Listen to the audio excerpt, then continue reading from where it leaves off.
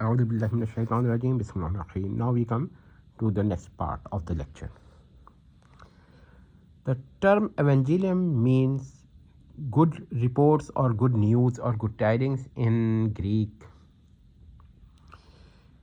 As a term, it is primarily used for the message taught and preached by Sayyidina Isa or Isa alayhi salam AS. It is well known that it is primarily refers to the message proclaimed through Sayyidina Isa or Isa alayhi salam. From Islamic perspective, it is a message of God or a divine message revealed to Sayyidina Isa alayhi salam, and he preached and taught this message. In secondary definition, it refers to the first 4 books in Ante or New Testamentum Greece or New Testamentum or New Covenant. In this sense, Evangelion is not the pure message taught and preached by Sayyidina Isa alayhi salam himself, but it includes words of their respective authors. Modern scholarship distinguish between the message and the words of authors, recognizing that both are legitimate uses of the term evangelion and plural evangelia. Actually, in Greek, J sound is not present, so one may read evangelion and evangelia, but however in English G is pronounced as J in certain cases when I, E or Y is after it. Now we come to some more deliberate for more sensitive topics. Broader use in early years of Christianity, there is another use of the term evangelion. Broader use in early years of Christianity. Some patristic and early Christians writers extend the term evangelion. So there is a third definition, and of this is a weak definition. However, it exists. The act of proclaiming the good news, say evangelistic activities, the acts, these are also included in evangelion.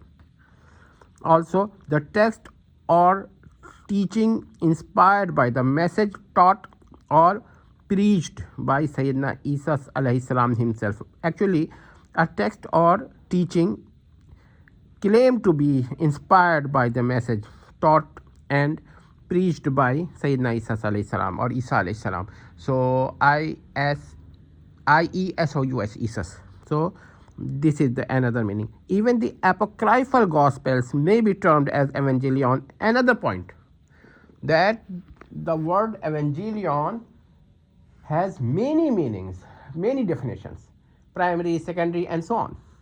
So how can one say that Quran is using the word Injil, which is the Arabic form of the Greek word evangelion, in only one sense? This is not the way. So if you ever try to give these informations to AI shall incorrectly give you, and the incorrect AI shall give you an answer which is not correct or which is wrong answer, because you have given it wrong information.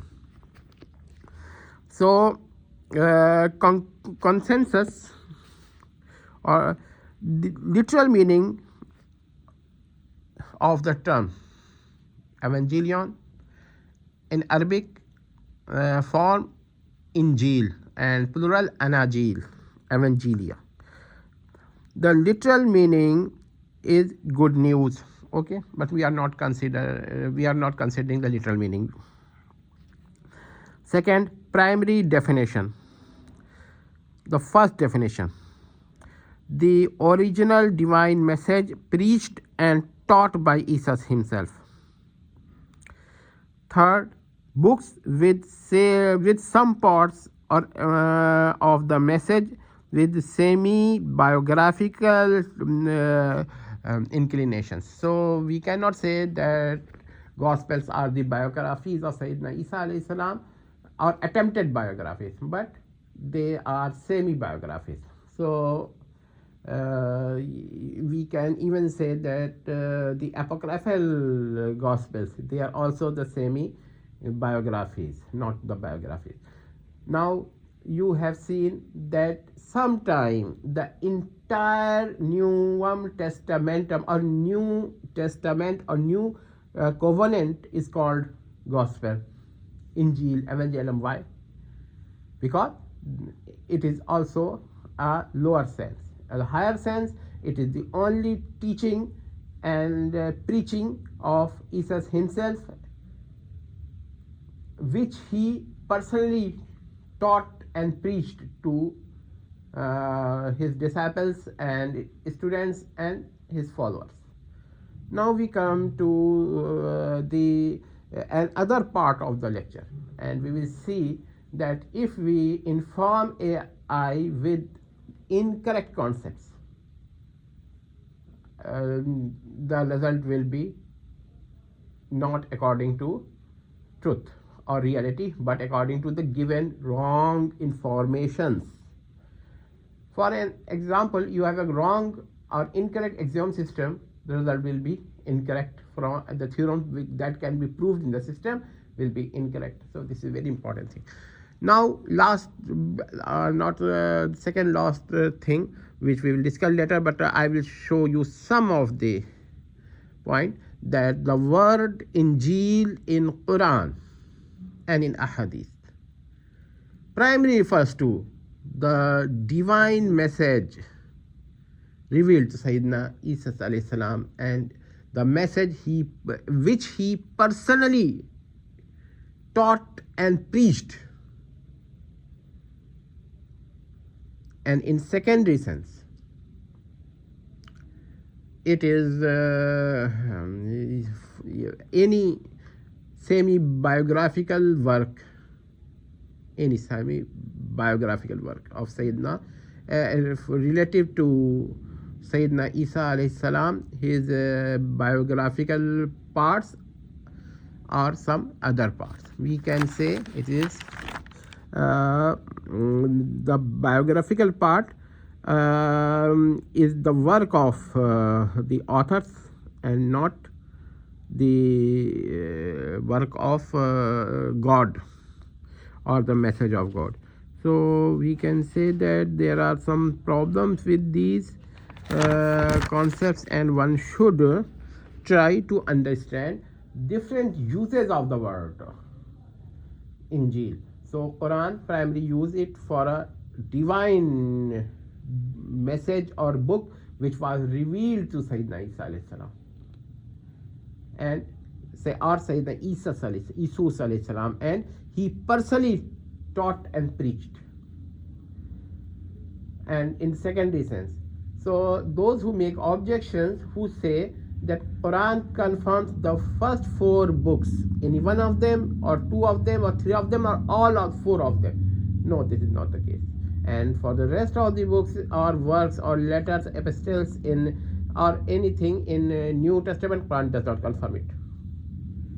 So we can say that original or revealed Injil exists in some one form or in the other, but not as a book.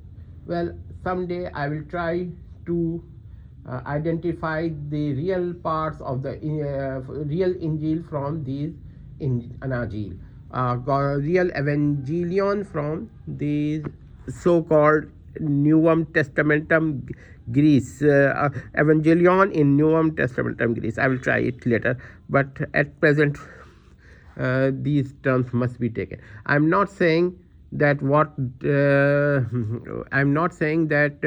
AI commits mistake because there's because it is by nature mistaken, by default it is mistaken. It may be the case in some AI, but it is another way that there may be some misinformation, and that is why AI commits mistake.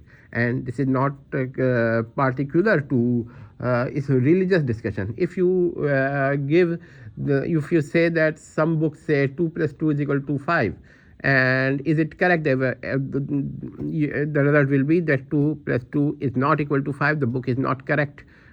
But is that information correct? Perhaps you have not informed it correctly. So different interpretations exist, and those who are anti-Islamic objection makers always pick and choose the interpretation which is fallacious or flawed. We take the correct interpretation, and we will show that what Quran says is not objectionable, and there is no circularity or begging of the argument in Quran. Hope that this will help many to understand the original problem.